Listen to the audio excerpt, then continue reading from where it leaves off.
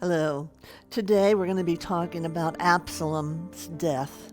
And the story of Absalom's death is more the story of a father than the story of a king. It takes place in 2 Samuel 18. David's been waiting for this day, dreading this day for months. He's inside the fortified city of Mahanaim where he's safe. He's with the troops, but he's getting ready to send them out.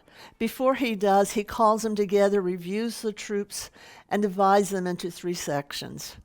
One section of the troops will be under Abishai, the oldest son of Zeruiah, that impetuous but brave soldier. The other one under Joab. Joab's normally the commander of the armies, but today David has taken his job and placed Joab over a third of the troop. And then there is Ahittai. Ahittai, we met a few sessions ago. He was that brave man that loved God and loved David. David wanted to do more than just divide troops and play Joab from a safe distance. He actually wanted to go out to battle. But the soldiers, the generals, persuaded him otherwise. Of course, David, by this age, is too old to do any fighting. He's worn out by years. And even after this, when he tries to go into battle, he's just not battle-worthy. But more than that, he's the focus of Absalom and the rebels. And his troops know that if David dies, not only will the king be lost, but so will the kingdom. In verse number 5, one thing was painfully impressed upon all the soldiers as they went out the gate. To each of the 3 generals, David made this same charge, and he said, "Deal gently for my sake with the young man, Absalom." See, no matter how old your child gets, you're still just a youngster. The parent never sees their child as someone capable of taking care of themselves without their help. Even when the parents are old and can't get around, they still want to do things for their children. They still want to protect them. They still want them to never forget that they're the parents. It's a God-given responsibility that they don't let go of easily. And that was David. David made this statement not only in the hearing of all the generals, but but in the hearing of all the people as well. But this command did not sit well with the people or with the generals. It implied what everyone knew, that there was a definite hostility between David and Absalom. But more than that, it was almost as if David were saying, it doesn't matter what happens to you. It doesn't matter how you have been hurt, how you will be hurt in the future. Just take care of this man. Both David's a confidence that his troops would win and that Absalom would die was very evident here. And the charge showed more of his love for his son than his love for his country. But more than that, David had something that was really pressing on his heart. He knew that all of this rebellion was a result of his own sin. And David knew that at this point, Absalom was only an instrument in the bigger picture. And looking at Absalom that day, David realized, most importantly, that if Absalom died, it would be in his sin and without his repentance. And more than Absalom's body was at stake, it was his very soul. And that's why David cried out. So the soldiers march out. And Absalom came out with his soldiers as well. And the battle place chosen was a very thick forest. Now, this was great for trained men like David's, but it was not a good sight for undisciplined and untrained, untried men of Absalom.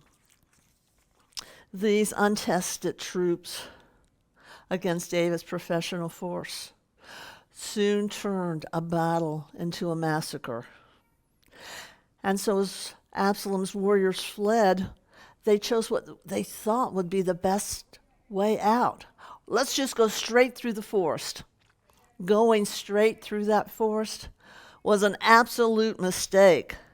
The thick forest of the oaks and tenebrous trees, they obstructed their flight, but greatly aided their victors who knew how to deal with force. The thickness of the wood, the entangled undergrowth which concealed crevices and rocky terrain, and all the other forest hazards did nothing but cause more of Absalom's troops to die that day in the forest than had died in the battle. While the troops are going this way, it seemed that Absalom went another way. And the ruin of Absalom and his cause happened as he was riding his mule for escape. And while he was doing that, he came underneath a big oak or tenebrous tree, which is native to Israel, and his head was caught in the branches. Probably even as his head was caught, that long flowing hair was entangled. And what had become his pride through the years, now on this final day, became the cause of his death. The mule that Absalom was riding, which was probably the royal mule of David, just kept right on going, left Absalom hanging. Can you imagine what one of the soldiers of Joab saw? In verses 10 through 13, we see this reported. One of the rebels came by. They saw Absalom hanging. They weren't going to touch him. But one man reported to Joab, I just saw the strangest thing. There hanging in the tree by the head of his hair, by the hair of his head, was Absalom, the king's son. Joab said, and you left him there? Didn't you know that I would have rewarded you with silver? I would have given you a military belt that would have raised you from the ranks of the soldiers to a commissioned officer. No way, the soldier said. I know the king. I know that nothing is hidden from him. And he would certainly not reward or pardon anyone that would dare to kill his son Absalom. And you? Joab, you would not defend me because it's your duty to defend and stay on the side of the king. Not me. I'm not going to touch him. Well, verses 14 through 16 show us that Joab said, I can't spend any more time with you. And he took out 3 darts. And it says that he thrust them in the heart of Absalom. Now, the Bible often uses the term heart to refer to the lower extremity, the heart, the stomach of a man, and that part of a man. And the fact that these darts did not immediately kill Absalom lets us know that either they struck Absalom in the trunk of his body, or they were not very thick, very big. They did not go too far into his chest. Joab probably knew that before he even threw those darts, because he remembered his part in the whole situation. He remembered that if it had not been for him, and his deceit with the woman of Tekoa, Absalom would have still been in hiding and never come back to even see the king, come back to Israel at all, but would have stayed with his grandfather. And then later, had it not been for Joab, Absalom and the king never would have made that temporary peace. And after all, Absalom was Joab's cousin. So Joab called his armor bearers, called his bodyguards, and said, "Finish him off," which they did. These armor bearers, without compassion, struck the death blow to that unhappy youth. Joab had judged that there could be no safety to the king or to the kingdom as long as Absalom was alive, and so he did what he felt he had to do. And Joab ventured to save David's life, even against his own will. 17 and 18, those two verses give us an insight or picture of Absalom's burial. Remember, Absalom had planned, a great monument. He said that I don't have any sons to remember me, which we know from chapter 14 he had 3 sons. Now, whether his sons had all died or they just didn't measure up to his expectations, we don't know. But Absalom had planned something beautiful, a great monument so that he might be remembered. But that was not where he ended up. Joab had his mangled body, his main body, pulled down, and he cast it into a great pit and threw stones over it. The fact that Absalom was figuratively hung represents a way in the Old Testament that talks about how that one should not die. Those people who are cursed die by hanging.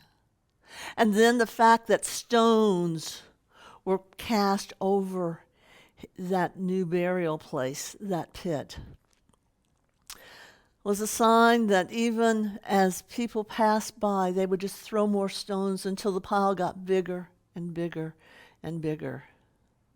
So here he is. He had planned his great burial, but instead he ended up in an unmarked, unhonored tomb. Now, Joab's got a problem. He has to come up with a solution. And in verses 19 through 23, he has to decide who's going to take the message to David. Who's going to tell him what just happened to his son?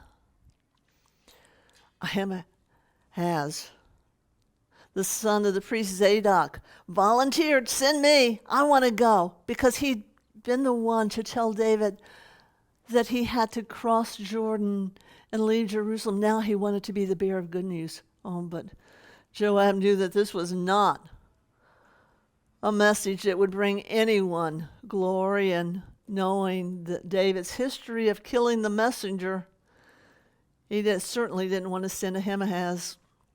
So he picked a Cushite. Now, this is one from Cush who was probably a mercenary and quite possibly even a slave of Joab, but one who could be trusted to say exactly what he said. He told the Cushite, "You go. You tell him." But Ahimahaz kept saying, "Please send me, please send me." And even after Joab repeatedly said, "There's not going to be any honor, there's not going to be any reward," he kept begging, and finally, Joab said, "Okay, you can go." Well, the Cushite left first, but he took the direct route across, and he went up and down the hills to get there. But Ahimahaz, he took the level path. Even though it was longer, it was straight and right through the Jordan Valley. And Ahimahaz arrived first. Verses 24 through 32 lets us know what happens. The king is waiting. It says he's waiting there between the gates. Mahanaim is a fortified city with a double gate. And there's the king waiting patiently, earnestly, and less patiently as the time went on, wanting any news. Around the city wall, there's a watchtower that goes all the way around, as a tower that goes all the way around, and the watchman is posted there 24/7, just waiting, looking for anyone that would approach the city. And he calls down, there's a runner coming. One runner meant good news, or at least some news. Because if there had been more than one runner, it would mean that the troops had been defeated and that they were running back to the city for safety. If there had been one runner followed by a group of others, it would have meant that he was fleeing for his life and others were coming to catch him. So one runner meant news. But then things got complicated because the sentry called out, I see one runner, but then I see one more runner behind him. And having only two runners, what does that mean? The runners got closer. The sentryman called out again, I can tell the way he's running. It's Ahimahaz. Oh, the king breathed a sigh of relief. That has to be good news because Ahimahaz, he's a good man. And so he comes in and he immediately says, out of breath, all is well. And then, without giving the king even time to question him, he announced the God-given victory. Ahinoam recognized that God was the one who was responsible for giving David the victory that day, that God's hand was still upon David. It was not the troops. It was not the force. God was in control. God had not forgotten David, and God gave him victory over his son and over all the forces that were coming against him. Well, the king heard that. But did he comment on the outcome of the war? Did he ask about his soldiers, if there were any casualties? No. The king only had one question in his heart. Is the young man Absalom safe? Ahimahaz knew better than to give a direct answer to that. Perhaps Joab had told him to wait, or for whatever reason, he did not directly answer that question. But the Cushite messenger, who was not far behind, was much more forthright in his answer. And he immediately started out the same way that Ahimahaz had said, by giving God the credit for the victory. And that's something that we have to know. That no matter what the outcome is, according to Romans 8, all things work together for good. And that's what these two messengers wanted to impart upon David. It's well. It is good. God is in control, and God alone gets the victory. That's what they wanted them to know. He gave the honest answer about Absalom, but he tried to soften the blow with his words. Verse 33 lets us know that there was no way that those words could be softened. Overcome with sorrow. David's grief far outweighed all of the reports of victory. Grief reduced victory to futility.